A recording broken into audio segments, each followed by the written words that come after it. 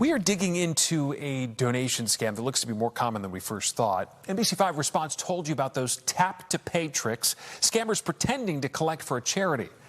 Well, now another victim is speaking out to PJ Randhawa, and with a warning that could save you money and a major headache.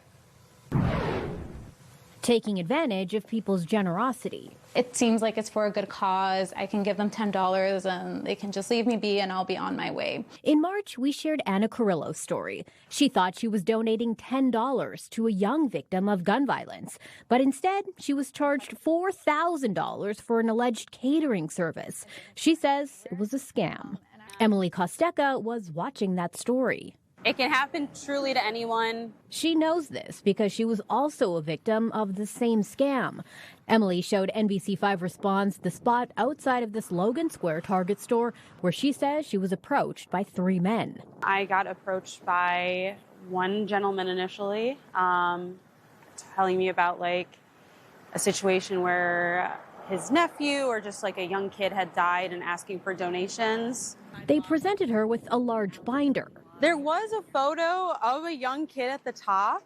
According to Emily, they asked her to look through the binder in an effort to get a donation for their cause. One of them offers to hold my phone, and for some reason I said okay. I think just because I wanted to get out of the situation as quickly as possible. I give my phone back, I give them the binder, I walk away, and I noticed I had an email from my bank telling me that I had a $5,000 charge on my credit card. Around the same time, Emily says she noticed warnings from neighbors about similar encounters posted in Logan Square and West Loop community groups on social media.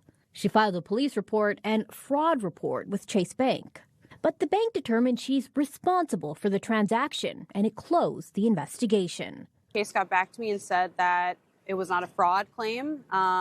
They said that I had gotten benefits from it, so I gotten points from it. But it was around that time she saw Anna's story on NBC5 Response. Emily decided to reach out to us. She also followed up with Chase and sent them a link to our reporting on Anna's story. So recently, after actually sending them in the initial story, I saw about this as well. They moved it over from a fraud to a merchant dispute. So they are kind of reviewing that right now. In the end, Chase removed the $5,000 charge from Emily's account. The bank told NBC5 Response, "We approve Ms. Costeca's claim and credit her account. As always, we remind customers it is their responsibility for protecting their credit or debit cards. Avoid handing your card or phone to others to process transactions, and always verify the dollar amount before completing any transaction or donation." The bank also said it escalated Emily's dispute before hearing from NBC. Emily is relieved she's off the hook for the charge she says she never approved, and she's rethinking the apps she's willing to have available on her phone. As much as I love Tap to Pay, it's definitely made me rethink Tap to Pay and having all of that just at easy access on my phone.